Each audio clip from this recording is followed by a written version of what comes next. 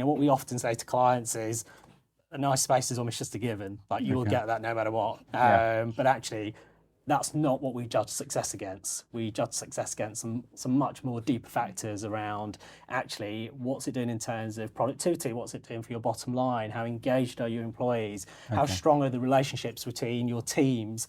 So actually I think the role of the designer is changing hugely, especially now more than ever. And I can see this in I do a lot of mentoring, and I'm starting to kind of see the questions that some of my mentees are asking me around actually, where's my role going to go in the future? And I guess the advice I'm kind of giving them is that I don't believe design is about aesthetics. I believe it's about inspiring change. Sure. And actually that should be your role. So that should be your frame of thinking. The workplace is really becoming a vehicle for change, and that can be so many things, whether that is employee experience, whether that is really living and breathing your ESG values.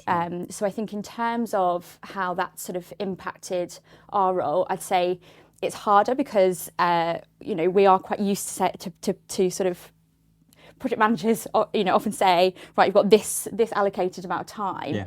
And actually, we have a lot more questions to ask up front, I would say. And we follow a fairly sort of a fairly routine process, and it really centres around asking why at the start, but that has become a lot longer in its process, really delving deep rather than sort of saying, just what do you want.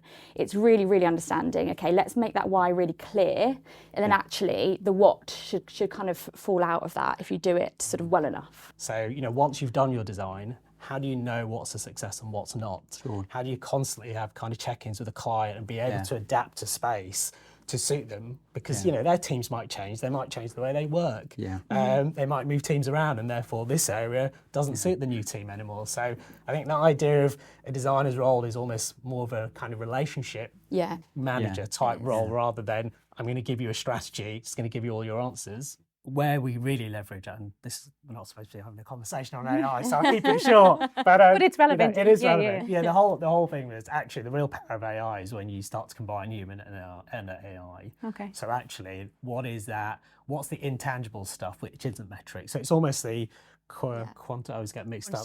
Quantitative stuff will be done by AI, but the qualitative stuff needs to be a conversation. It needs to be, well, what aren't you telling me that the AI is not picking up? Because there's always that element of a conversation. So I think it's the combination of both. We value things more highly if we feel a sense of ownership over them. So I think if you can sort of storytell as you're going through the process and actually make people feel part of that story that's being built, because it is being built as you sort of do this consultancy process right through to the kind of design, you are sort of, I like to think of it as like taking a bit of a tangled, web of ideas, opportunities, constraints, and actually, ironing that out into some kind of sort of understandable, inspiring story.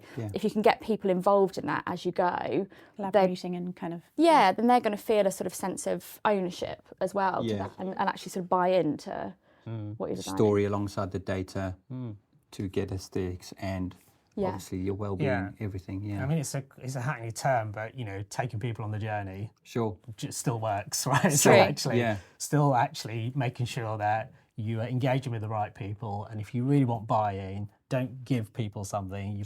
You've got to take them along the way. Sort of need to extract what that means, taking them on a journey, because that could be used so lightly. But it's quite meaningful. The typical one is like the coffee isn't good enough, right? We hear that again and again, and we've had that with it's a classic that will never sort of go away. The coffee. I haven't tried it, but I'll take your word for it. But we had that with a client recently, and that was what came again and again and again. And I think this sort of immediate response to that is, right, great, we'll put new coffee machines in, done. But actually, when we started asking a little bit further into that, it turned out that it was actually about equity of experience. So fee earner spaces had brilliant coffee, other spaces didn't. When we really started asking and listening to what people were saying about that and going deeper than that kind of presenting problem, we understood that it was more of an issue of how valued people felt, right? And then you start thinking, once you've got that as your initial kind of, right, this is what we're trying to peel back to aesthetics, and that's what you're addressing. Exactly, and then what comes out of that is going to be something so much greater, and probably with much better storytelling naturally from it. than just going, we heard you want coffee, we've given you coffee. Yeah, you know, it you're becomes, future-proofing that. Yeah, well, just it becomes, you know, then it does start to tie in. Okay, what are we trying to say as a company about how we value our employees? You know, coffee is part of that, but actually suddenly there's a great story behind that. We want people to come back in so that we can collaborate. And you go, okay, why? And they kind of go, so we can work together, obviously. And you go, okay, why is that important to work together? Oh, we feel, you know, we're feeling like we're missing those kind of water cooler moments. We're missing the banter. We're missing the, okay, right, why is that important to you? Well, it's important that we have a sort of connection as a team. Okay, well, again, once you've got to that route, then is a collaboration space going to solve that? Probably not. Actually, something that might do it more is looking at your rhythms of how you work as a team and sort of working out, okay, and then what spaces are going to support that. So I think it's really sort of challenging that initial thing that you hear. And I use collaboration space just because we hear it so often, and actually the amount of times I've gone to sites and there are so many collaborative spaces and they're just sitting there gathering dust. Yeah, sure. Because actually the ways of working aren't supporting that. Sure. The culture isn't supporting that.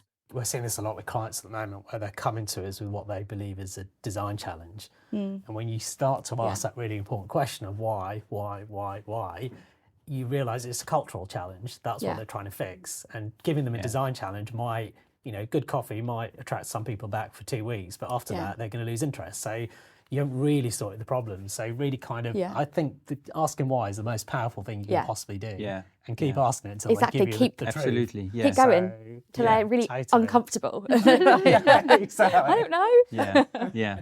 When does a successful space build a culture? That's probably more MCM's main game. When does a successful space build a culture and thrive? Can I say when it doesn't? Yeah, wrong answers only.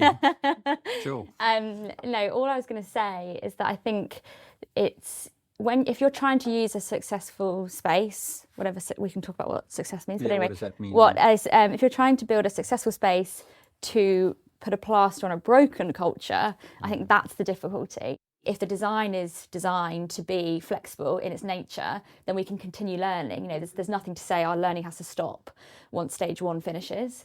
So I think it really is those clients who are taking the plunge and being a bit braver and investing, because it is, you know, it is an investment to have, you know, a consultant working with you for a long period of time. But I think, you know, recent clients who have done that have really fed back the value of that.